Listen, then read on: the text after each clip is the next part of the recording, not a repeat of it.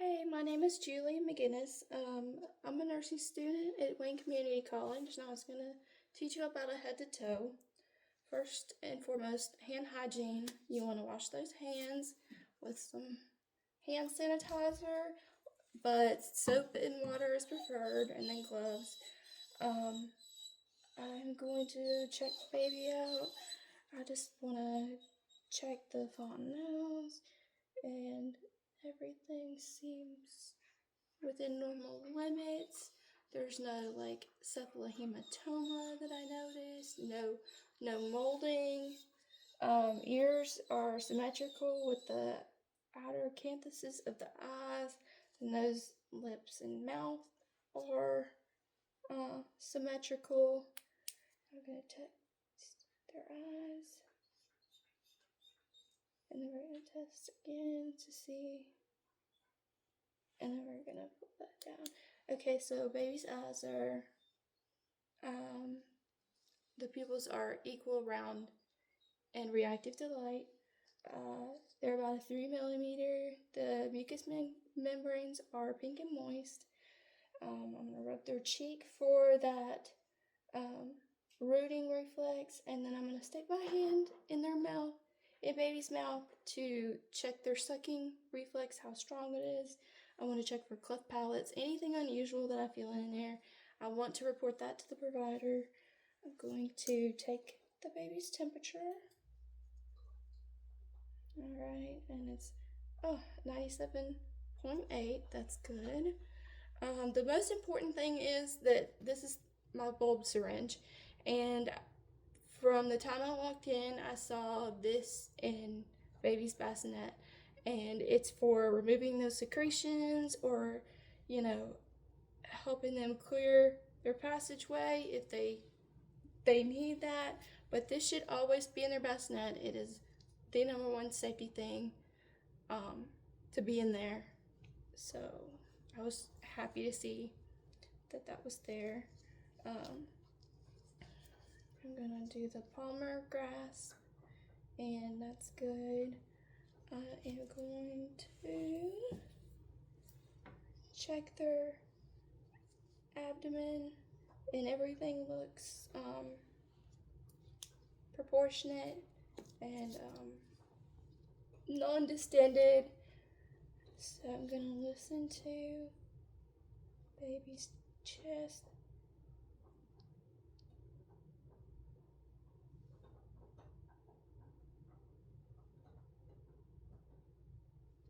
Okay, I want to listen to that apical pulse. I want to listen to that for a full minute. Okay, so that's good. And then I'm gonna listen to their bowel sounds.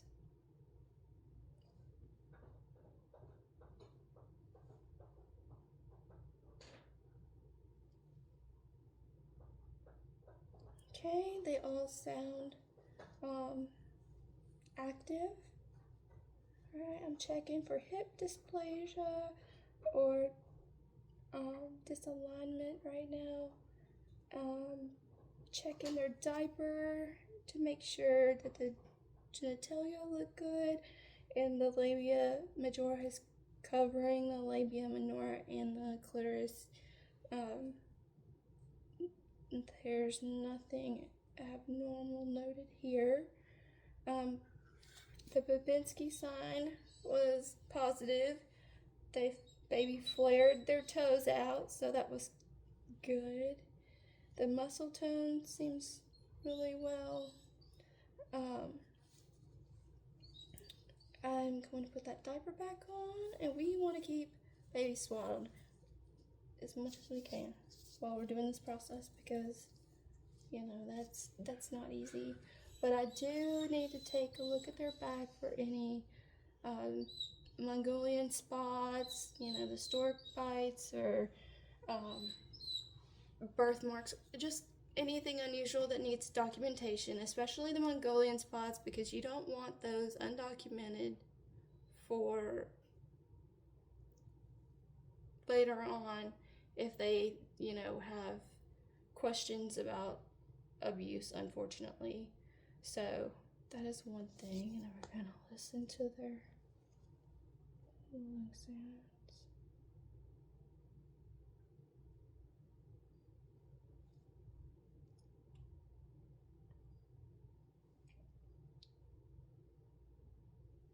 And then, they're gonna have that some babies have lanugo, which is that fine baby hair. That it'll go away after a few days of being there. And that can be on their back, it could be on down the sides of their face, it can be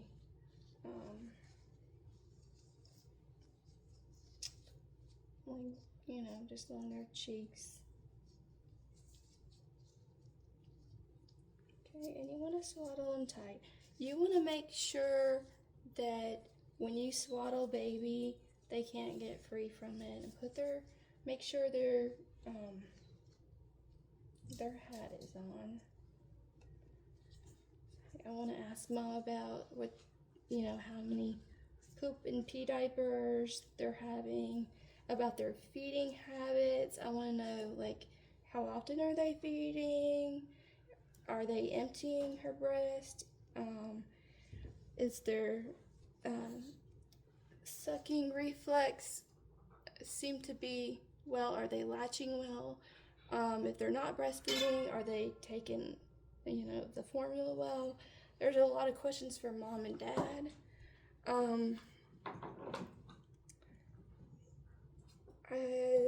What else can I think of? When I looked here, the nipples and the breast tissue were normal. They were symmetrical. And like I said, the hip, you're looking for that click or that noise that's not supposed to be there, and that indicates the hip dysplasia. What else? Some rashes that can occur on baby are like transient rash, which has papules. They disappear within the first few weeks, so they're not uncommon.